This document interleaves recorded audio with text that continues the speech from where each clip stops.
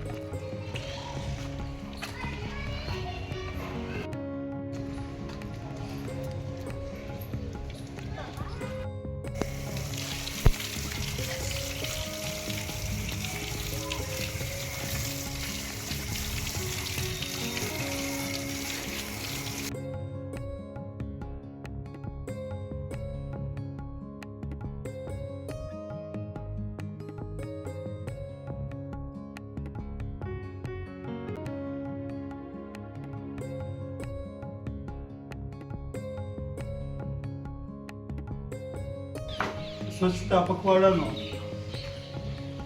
7મો દિવસ એટલે કે હેન્ડ વોશ ડે ની આજે આપણે ઉજવણી કરવાની છે. હેન્ડ વોશ ખૂબ જ એક અગત્યનું ક્રિયા છે જેનાથી આપણે આપણા હાથને સ્વચ્છ રાખીએ છીએ. કારણ કે જેટલા વાયરસ અને બેક્ટેરિયા આવે છે એ આપણા હાથના માધ્યમથી આવે છે. કેમ કે આપણા હાથ છે એનાથી આપણે કામ કરતા હોય, ગમે ત્યાં આપણે અડતા હોય, પછી એની અંદર રહેલા બેક્ટેરિયા છે, એ વાયરસ છે, સૂક્ષ્મજીવો છે, એ આપણા હાથમાં રહે છે. હાથની રચના તમે જોશો તો તમને ખબર હશે કે આંગળીની અંદર ફિંગરપ્રિન્ટ હોય, એવી રીતે હાથમાં નાની નાની રેખાઓ હોય છે. તમે અવલોકન કરો તો તમને ખબર પડશે. એ રેખાઓમાં નાના મોટા ખાડા જેવી રચના હોય, એકદમ સૂક્ષ્મ હોય. એની અંદર સરળતાથી સૂક્ષ્મ જીવ છે એ આવી જાય. અને જ્યારે તમે ખોરાક ખાઓ છો કે તમે એ હાથથી તમારું મોઢું ધોવો છો, ગમે એમ કરો છો, તમારા શરીરની અંદર એનો પ્રવેશ થવાનો માર્ગ છે એ ખુલ્લો. તો આજે આપણે હેન્ડ વોશની પ્રક્રિયા કેવી રીતે કરવી એની માટે તમને એક સ્વચ્છતા માટેની પ્રાઇમરીની અંદર 1 થી 5 ધોરણને એ બુક આપેલી છે.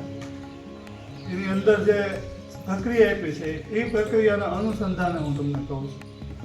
સૌ પ્રથમ આપણે શું કરવાનું છે? તો સૌ પ્રથમ આપણે આપણા હાથને પાણી લગાડવાનું.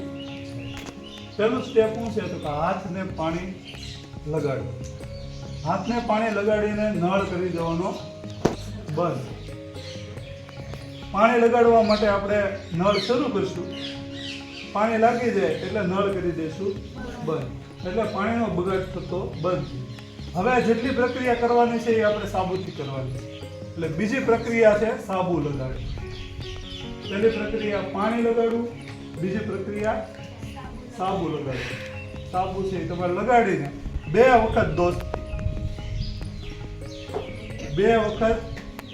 સ્ટેપ યાદ રાખજો.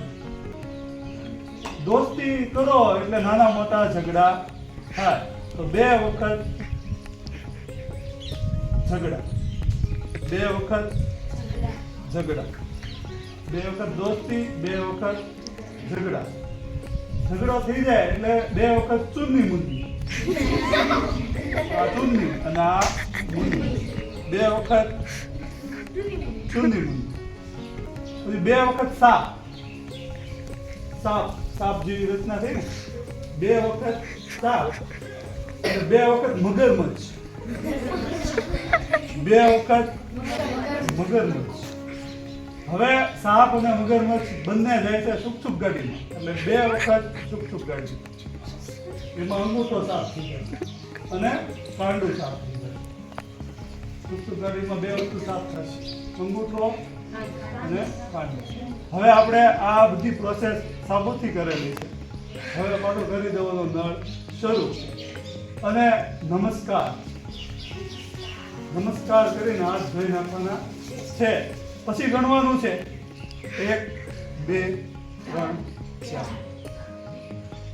1 2 3 4. એટલે હાથની અંદરનું જે પાણી છે એ નીચે નીતરી છે. જ્યારે તમે હેન્ડવોશ કરતા હોય તો આજુબાજુની અંદર કોઈ વિદ્યાર્થીઓ હોય તેનું ધ્યાન રાખવાનું છે. આપણે જે હાથ 1 2 3 4 પાછો કોઈ હોય તેના હાથ તેના ડ્રેસ આખો ભરાઈ ન હોય ધ્યાન રાખવાનું. બરાબર. તો આ પ્રોસેસ આ પ્રક્રિયાઓથી આપણે હાથ ધોવાના છે. અત્યારે આપણે સમજાવવા માટે થોડીક લાંબી પ્રોસેસ છે, પણ જ્યારે તમે હાથ ધોતા હોય ત્યારે તમે ઝડપથી આ પ્રોસેસ કરી શકો છો. અને લાઈનમાં આપણે ઊભું રહીને હાથ ધોવાની પ્રક્રિયા રાખશે. તો તમને બધાને સ્ટેપ ખબર પડી ગઈ છે. આ સ્ટેપથી તમારે દરરોજ હાથ ધોવાના છે. તમારે ઘરે આ જાગૃતિને સંદેશો આપવાનો છે અને આજુબાજુવાળાને તમારે આપવાનો છે.